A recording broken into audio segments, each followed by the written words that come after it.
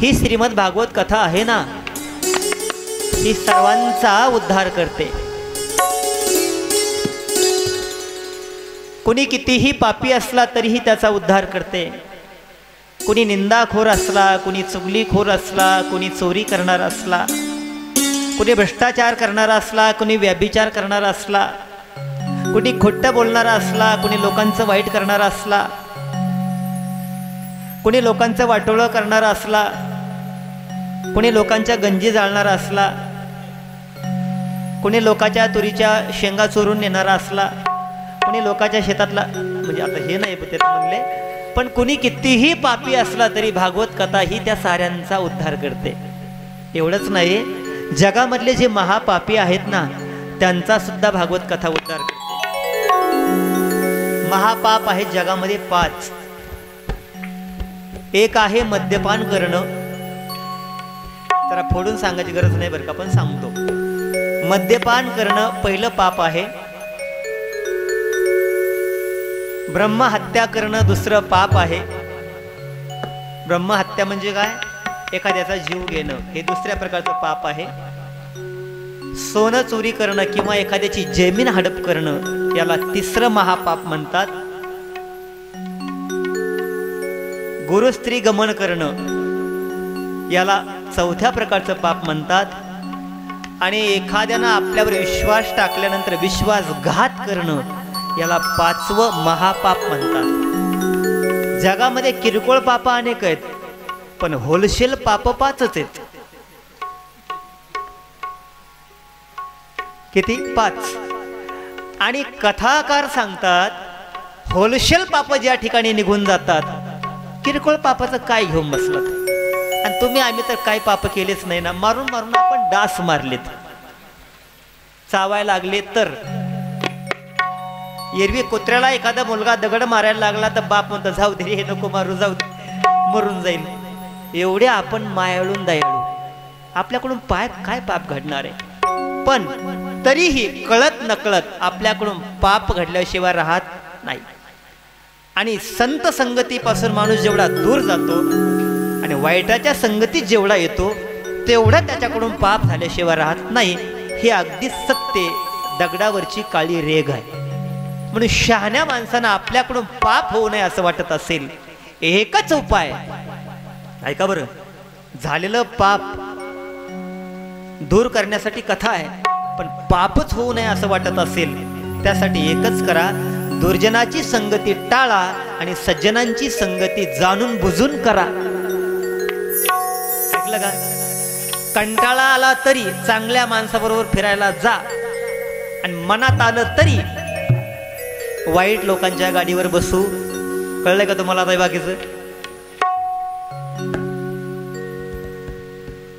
पापातून सुटण्याचा सोपा उपाय सांगतो, आणि मला सोपं बरंच सांगता येतं बरं का। तेव्हा हे सोपं ऐका, फार अवघडात पडण्याची गरजच नाही। तेव्हा या ठिकाणी सूतजी मुनी सांगतात, बाबा एवढे सारे महापापी जर तरुण जातात तर सामान्यांची काय कथा आहे? तरी शौनकादी मुनींनी प्रश्न केला, महाराज एखादा माणूस जर भूत योनीला गेला असेल, भूत झाला असेल, मेल्यानं होतात ना काही माणसं, त्याचा उद्धार होतो का हो? सूतजी मुनींनी सांगितलं, बेटा त्यांचा सुद्धा उद्धार होतो। म्हणले एखादी कथा सांगता? म्हणले ऐका, आणि आता तुम्ही ऐका। तुंगभद्रा नावाचं अतिशय सुंदर नदी होती, आणि तुंगभद्रा नदीच्या काठी एक सुंदर असं शहर। त्या शहरामध्ये एक ब्राह्मण राहत होते। त्या ब्राह्मणाचं नाव होतं आत्मदेव ब्राह्मण। त्याचं लग्न झालेलं होतं, सुंदर अशी पत्नी होती, तिचं नाव होतं धुंदुली। बरेच दिवस झाले दोघांना मुलबाळ नाही।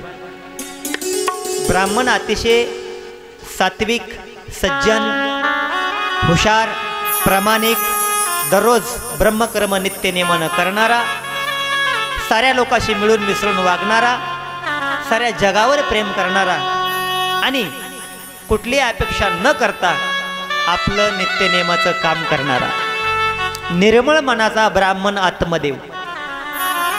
पण ऐका, त्याच्या पत्नीचं नाव धुंदुली. जितका ब्राह्मण बुवा सज्जन तितकीच त्याची पत्नी दुर्जन. जितकी ही सात्विक तितकीच ही तामसी आणि राजसी स्वभावाची. जितका हा चांगला तितकीच ती वाईट, आणि जितका हा मन मिळावं तितकीच ती खदुशी. ऐकले सोप्या भाषेत? आता ऐका. अशा विचित्र स्वभावाचा जोडा या ठिकाणी देवानं लावला. लावू नये पण लावला, त्याला मी तरी काय करू. पती पत्नी एका प्रपंचामध्ये दोघी जर एका मनाचे असतील ना, तो प्रपंच फार आगळा आणि वेगळा असतो, लक्षात ठेवा. पण कधी कधी त्याही प्रपंचाला दृष्ट लागण्याची शक्यता असते. त्यामुळे देव मला वाटतं दयाळू आहे. त्याने एका घरामध्ये पती आणि पत्नी सारख्या स्वभावाची ठेवली नाहीत, दोघांमध्ये फरक ठेवला आहे. गाडीला सुद्धा दोन चाकं असतात ना, दोन बैल तुम्ही पाहिलेच. दोन्ही बैल सारखे नसतात, एक असतो उजवा आणि एक असतोच की नाही. त्याच गाडीचे तुम्ही दोन चाकं पहा, ते सारखे नसतात. एक सरळ चालतं आणि एक असं डगमर. बरोबर आहे का? तसं आपल्याही प्रपंचामध्ये पती पत्नीपैकी एक सरळ असतं पहा, आणि दुसरं डग मारल्याशिवाय, होय दादा, दुसरं डग मारल्याशिवाय राहत नाही. हे कारण काय? ईश्वरानं तशी व्यवस्था केली आहे. जर दोन्ही सारखे असतील प्रपंच टिकणार नाही ना, असं आहे. तसं या ठिकाणी दोघं सारखे नाहीत. बरं, नशेनात का सारखे, पण एवढी अगदी भांडकुडळ, कुणाशी कधी नीट बोलायची नाही, कुणाशी नाही. भजन पूजन तर विशेष सोडावं. आपण ब्राह्मण आहोत, मी ब्राह्मणाची पत्नी आहे, कसं राहायला पाहिजे याचं भान तिला नाही. पण आत्मदेव ब्राह्मण मात्र मनामध्ये खचत होता. आपल्याला मोल नाही याबद्दल त्याला वाईट वाटायचं. हिला काहीच नाही, आपल्याला मोल नाही, 15 वर्ष झाले, लोक काय म्हणत असतील. जसं विडीला सासरण महार सारखंच, तसं हिला कोण काय म्हणतंय काही गरज नाही. फक्त खायचं प्यायचं लिहायचं राहायचं ऐश करायची. मेकअप आणि मेकअप याच्याशिवाय तिला काहीच नाही. आणि इकडे आत्मदेव ब्राह्मण मनामध्ये झुरायचा. एक दिवस विचार करतो, आता काही झालं तरी चालेल, पण आपल्याला मुलगा झाला पाहिजे. आणि वनामध्ये गेला, तपश्चर्या करायला लागला. 4 दिवस 8 दिवस 15 दिवस 1 महिना निघून गेला, तरी सुद्धा काहीच परिणाम निघत नाही. शेवटी एक साधू त्या ठिकाणी आले. साधू मोठे अतिशय तपस्वी होते, आणि हा बाबा बेचा बऱ्याच दिवसापासून उपाशी तापाशी या ठिकाणी तपश्चर्या करतो. का बरं बसला असेल म्हणून त्या ठिकाणी गेले, आणि साधूंनी विचारपूस केली. आत्मदेवा, ब्राह्मण दिसता. म्हणले हो. काय कारण आहे तपश्चर्या? म्हणले साधू बाबा काही करा, पण माझं एक दुःख आहे, तेवढं मात्र हलकं करा. म्हणले काय? 15 वर्ष झाली बाबा, लग्नाला अजून मुलबाळ नाही. साधूंनी त्याच्या कपाळाकडे पाहिलं, हातावरच्या रेषा पाहिल्या, आणि स्पष्टपणे सांगून टाकलं, आत्मदेवा, याच जन्मात काय 7 जन्म झाले तरी सुद्धा तुला मुलबाळ होणार, तुझ्या नशिबात नाही ना. आणि मग मात्र रागाचा पहारा चढला, आणि आतापर्यंत शांत असलेला आत्मदेव आता मात्र डोकं आपटू लागला. एवढा अगदी जीवाचा अगदी त्रागा त्यानं मांडला. ते तपस्वी साधू त्या ठिकाणी, त्यांना काही कळेना. अरे म्हणले, तुझ्या नशिबातच ते आहे, मी त्याला काय करू. असं म्हणतात ना, सटीचा लिखा आणि कधी न चुका. जे जे भाग्यात असेल ना ते चुकत नाही बाबा. केले कर्म झाले तेची भोगा आले, उपजले मेले आयुष्य किती. अरे हे जर माझ्या कपाळामध्ये लिहिलं असेल, जेथे जावे तेथे कपाळ सरीशे, तर काय त्यात बदल होणार आहे. पण त्या ठिकाणी आत्मदेव मान्य करायला तयार नाही, आणि डोकं आपटायला लागला. साधूंनी आवरण्याचा प्रयत्न केला, शेवटी ऐकत नाही. आत्मदेवाने शेवटचा निर्वाणीचा इशारा दिला, साधू महाराज, जर मला मूल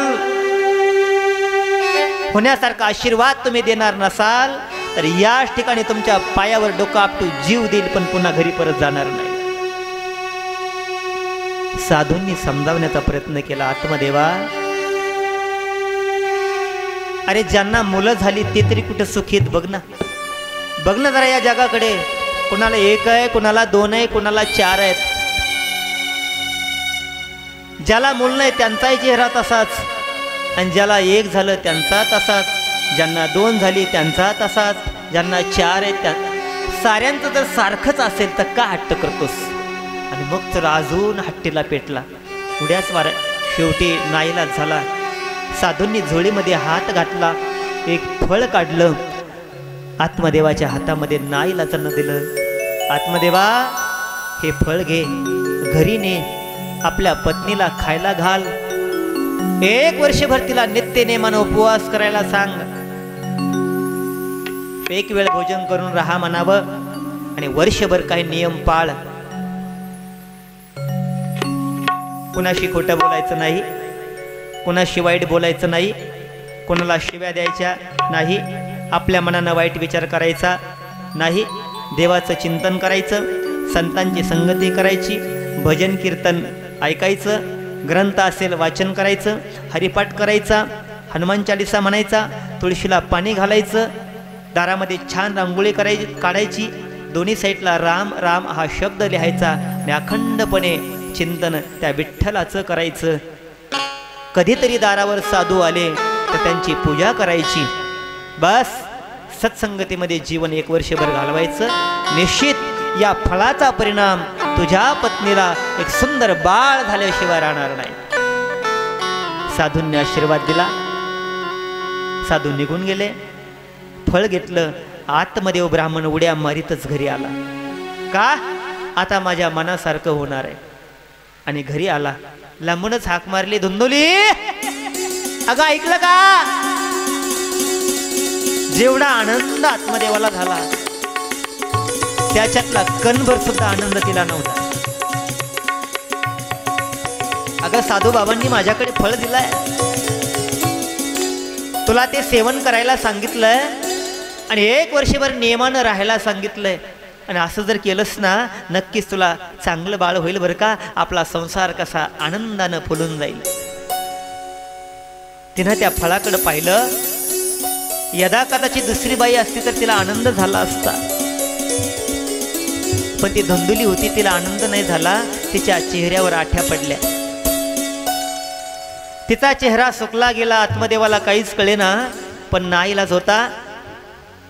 ते फळ खावं, आपल्याला मूल व्हावं आणि आपला संसार फुलून जावा तिला अजिबात वाटत नव्हतं.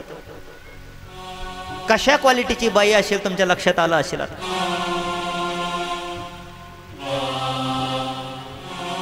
आणि जिला एवढ्यामध्ये आनंद वाटत नाही तिचं मन तरी कसं असेल पहा ना आपण. आणि जेव्हा नाईलाजानं तिनं ते फळ घेतलं आणि साईडला निघून गेली. आता या फळाचं काय करायचं चिंता मनामध्ये.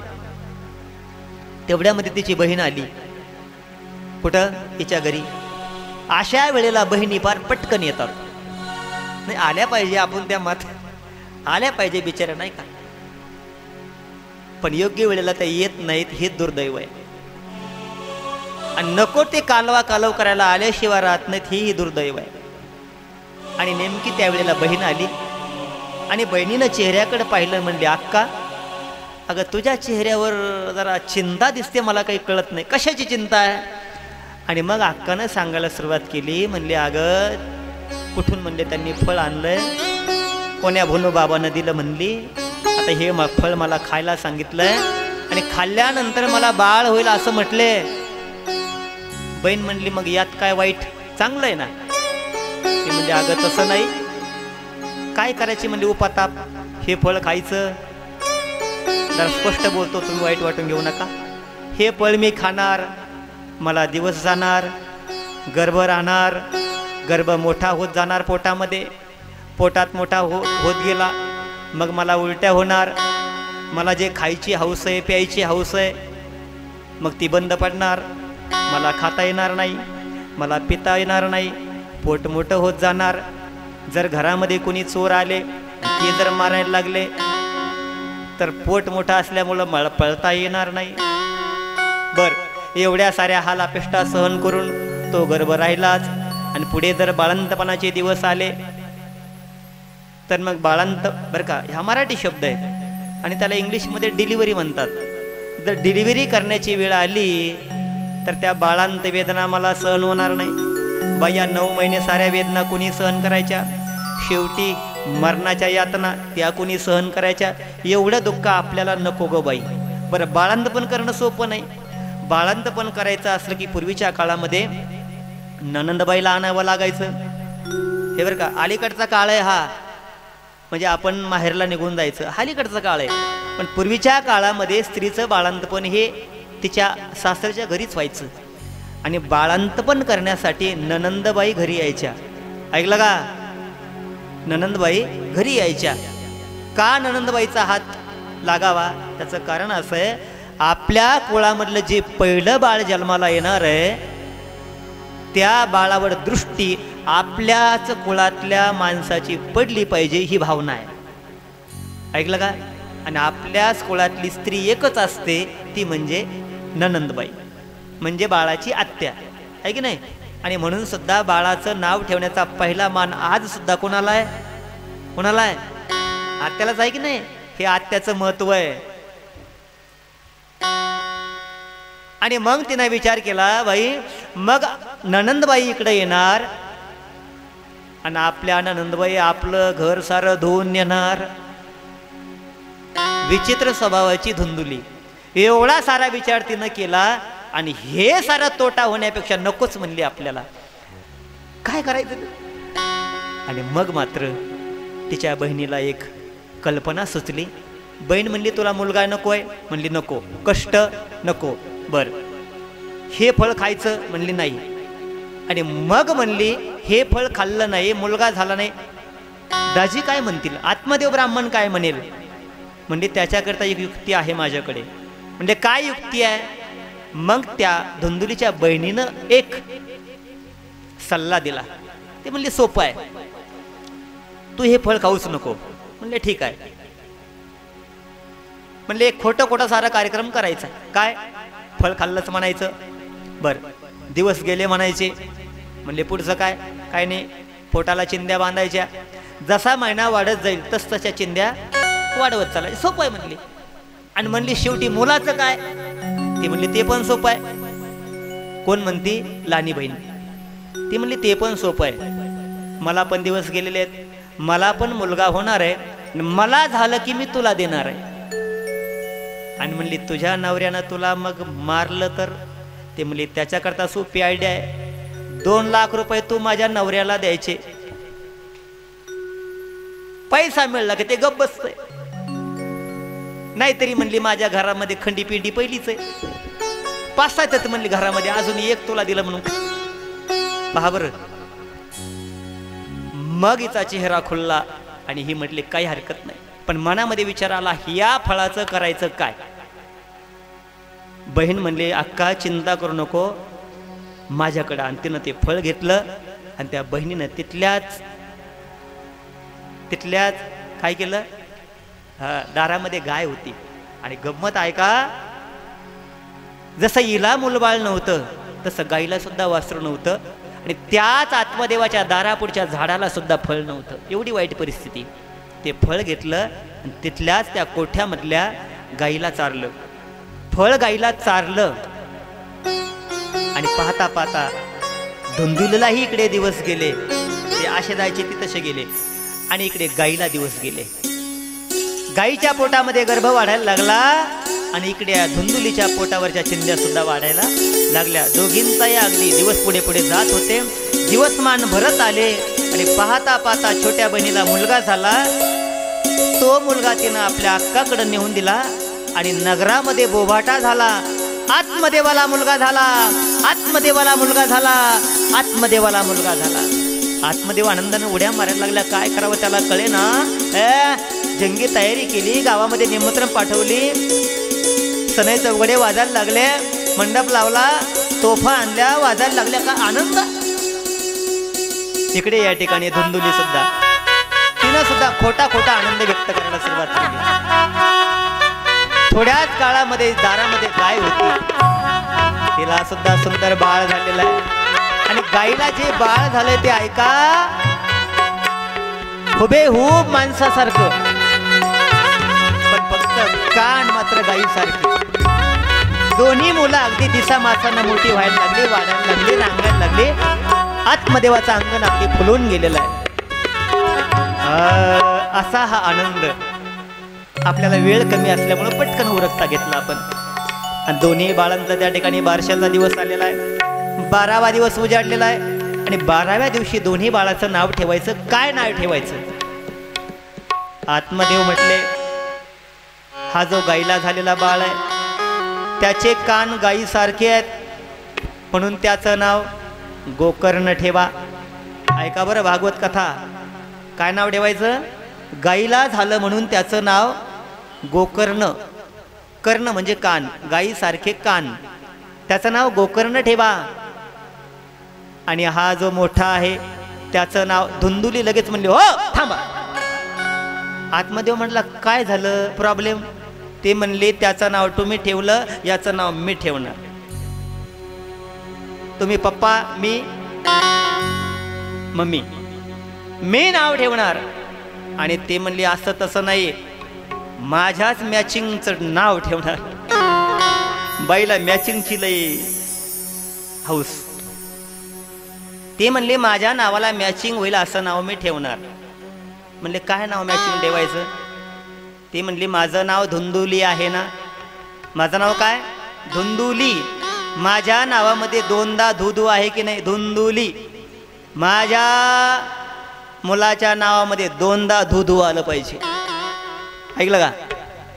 म्हणले काय? धुंदुली. तिचा मुलगा धुंदुकारी. आणि नाव ठेवून टाकलं. याला म्हणतात मॅचिंग. ऐकलं का? आता आपल्या हिवरवाडीच्या लोकांना फार काही एवढं नाही त्याचं. तुम्ही सिटीमध्ये गेलात तर सारंच मॅचिंग असतं बरं का. नखापासून ते डोक्याच्या केसापर्यंत मॅचिंग.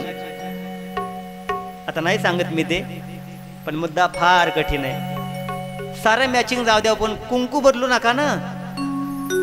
टिकली लाल ठेवा ना. हिरवी साडी घातली म्हणजे हिरवी टिकली लावायची. तुम्हाला कोणी सांगितलं हो? टिकली लालच ठेवा, एक लक्षात ठेवा. याला मॅचिंग म्हणतात. तसं या ठिकाणी धुंदुककारी साजेचं नाव तिनं ठेवलं. दोन्ही बाळं लहानाची मोठी होऊ लागली. गोकर्ण मोठा झाला, अतिशय सात्विक, अतिशय हुशार, अतिशय विद्वान. आणि धुंदुककारी मोठा झाला, अतिशय लबाड, अतिशय दुर्जन आणि अतिशय दुराचारी. ऐका बरं, कर्माची फळं किती वाईट असतात. गाईला झालेला सात्विक निघाला आणि बाईला झालेला नास्तिक निघाला. दोन्ही पोरं रानाची मोठी. चांगला मुलगा निघाला, बापाला आनंद आहे. पण वाईट मुलगा झालेला धुंदुककारी, बाप तिळ तिळ खचायला लागला. चोऱ्या करायचा, माऱ्या करायचा, भ्रष्टाचार करायचा, व्याभिचार करायचा, लोकांची भांडणं आणायचा, दारू प्यायचा, नंगा नाच करायचा, जुगार पत्ते खेळायचा. बापाला चिंता पडली, काय करावं. जोपर्यंत होत नव्हतं तोपर्यंतही दुःखी आहे, आणि आता झाल्यावर सुद्धा दुःखीच आहे. आलं का लक्षामध्ये? बाबा, एक तर मूल नाही झालं तरी चालेल, पण शास्त्र असं सांगतं, एक मुलगा नाही झाला तरी चालेल, पण जो जन्माला येणारा मुलगा आहे तो घरामधला चांगला निघाला पाहिजे. हा शास्त्राचा आग्रह आहे. चांगला निघाला तर किंमत आहे दादा, तर चांगलाच नाही निघाला होऊन काय उपयोग आहे. आत्मदेव आवरण्याचा प्रयत्न केला पण आवरत नाही. एक दिवस बापालाच मारायला निघाला. आत्मदेवानं दोन्ही हात जोडले, गोकर्ण जवळ आला. बाबा, कसली चिंता करताय? आत्मदेवानं मनातलं दुःख आपल्या गोकर्णापाशी, मुलापाशी सांगून टाकलं. गोकर्णानं उपदेश केला, बाबा, ज्या प्रपंचामध्ये स्त्री आपलं ऐकत नाही, ऐकलं का? ज्या प्रपंचामध्ये आपला मुलगा आपलं ऐकत नाही, बाबा, त्या प्रपंचात माणसानं कधीच राहायचं नाही. कारण असा प्रपंच हा स्वर्ग नसून साक्षात नरकासारखा असतो. राहता कशाला? वनात जा, देवाची तपश्चर्या करा, नामस्मरण करा, तुमच्या जीवाचा उद्धार करून घ्या, निघा. आपल्या मुलाचा उपदेश ऐकला. बापाला उपदेश करणारा शास्त्रामधला एकुलता एक मुलगा आणि त्या मुलाचं नाव आहे गोकर्ण. मुलगा जर चांगला उपदेश करत असेल तर बापानं जरूर ऐकलं पाहिजे. हा माझ्या कथेचा उद्देश आहे. बाबा निघाणे नरकातून बाहेर, जिथं तुमच्या मनासारखं काहीच घडत नाही का राहता. आणि मग आनंद वाटला. मुलाचा उपदेश कानी पडला आणि घरातून काढता पाय घेतला आणि वनामध्ये निघून गेले. देवाचं चिंतन केलं आणि स्वतःच्या जीवनाचा उद्धार करून घेतला. इकडे धुंदुककारी अतिशय मातला. आईला पैसे मागायला लागला. आई 5,000. आई काढून द्यायची. दुसरा दिवस आला आई 10,000. तिसरा दिवस आला आई 15,000. जाऊन मित्राबरोबर पार्ट्या करायचा आणि नाच गाण्यामध्ये कार्यक्रमामध्ये पैसे उधळायचा. शेवटी पैसा किती दिवस पुरणार. सारा पैसा संपला. आईनं सांगितलं बेटा पैसा संपलाय. याला खरं वाटलं नाही. याला खरं वाटलं नाही. राग आला आणि आईला मारायला निघाला. याच्या वैतागानं आईनं स्वतः अपमान नको विहिरीमध्ये उडी घेतली आणि स्वतःचा जीव बलिदान केला. आता धुंदुली मोकळा झाला. सारा 7-12 आपल्या नावावर आला आणि एकरं विकायला काढले. कुणी? धुंदुककारीनं.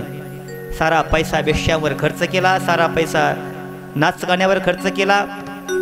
जुगार पत्त्यामध्ये खर्च केला. आयुष्यमध्ये खर्च केला. आणि आता भीक मागण्याची वेळ आली. काय करावं. 5 वेश्या बादरानं घरामध्ये आणून ठेवल्या. जोपर्यंत पैसा होता तोपर्यंत त्यांनी मजा केली. पैसा संपला. त्यांनी विचार केला आता तुझ्याजवळ राहायचं कसं.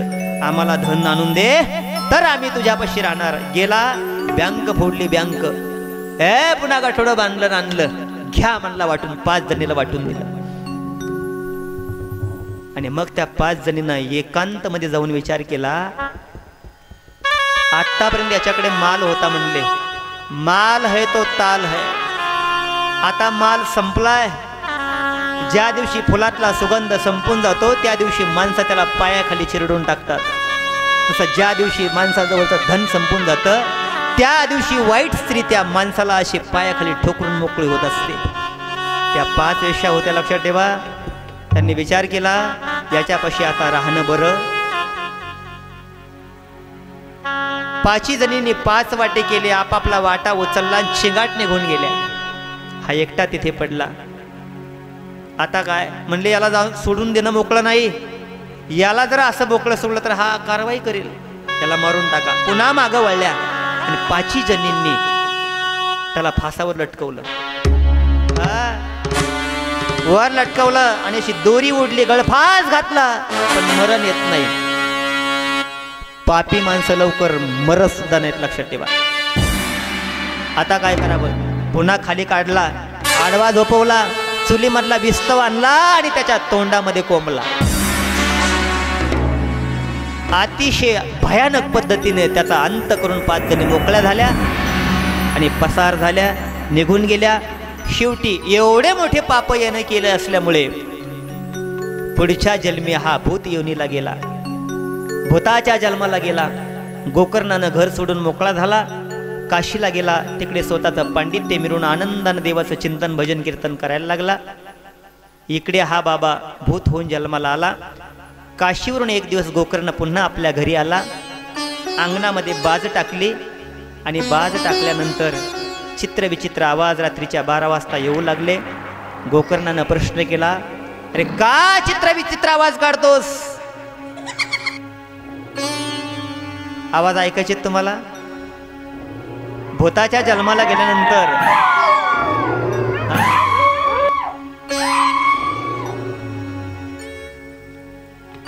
टाळी वाजवा एकदा सरांसाठी. सर तुम्ही आज इथंच थांबा. रात्रीच्या 12 वाजता हे वाजवा तुम्ही.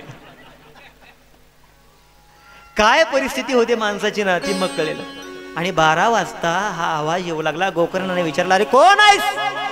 समोर काय येत नाहीस. भ्याड कुठला समोर ये मग सांगतो. पण भूत समोर यायला तयार नाहीत. शेवटी आवाज आला गोकर्णा भिवू नकोस.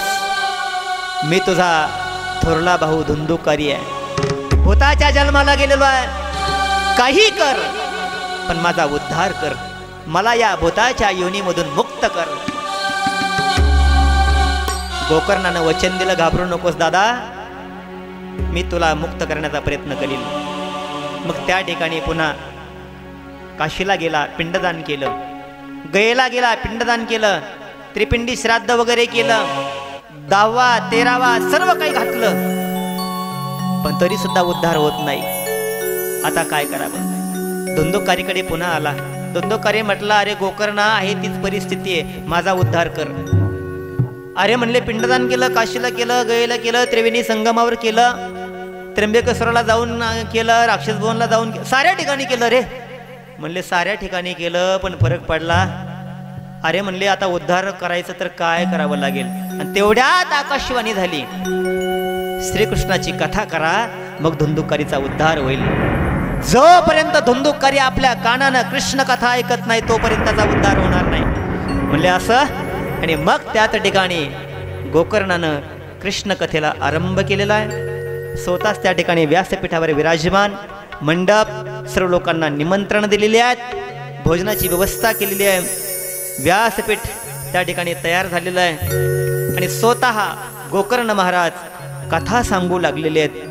पंचकृषीमधले सारे लोक कथा श्रवणासाठी आले.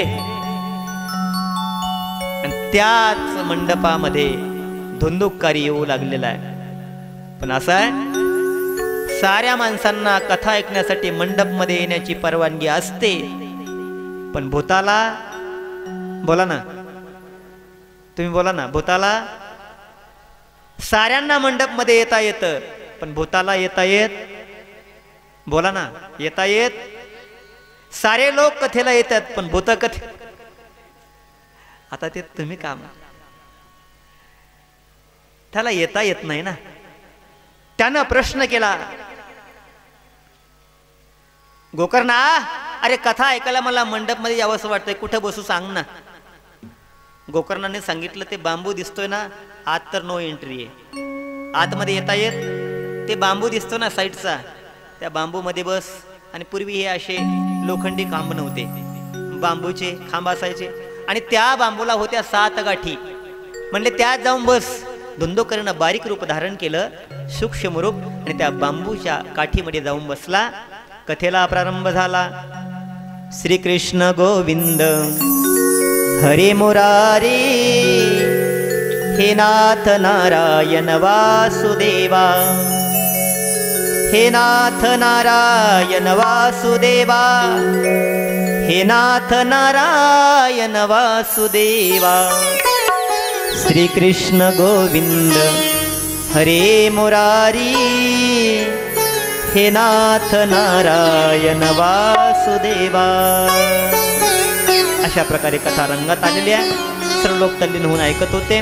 धुंदुकारी सर्वांगाचे कान करून ऐकत होता. आणि पाहता पाहता पहिला दिवस संपला, आरती झाली, साऱ्या लोकांनी राधे नामाचा गजर केलेला आहे. आणि केल्याबरोबर त्याच दिवशी त्या बांबूची एक गाठ फटकन फुटलेली आहे. गाठ कशी फुटली ऐकायची का तुम्हाला? त्या बांबूची गाठ फटकन, हे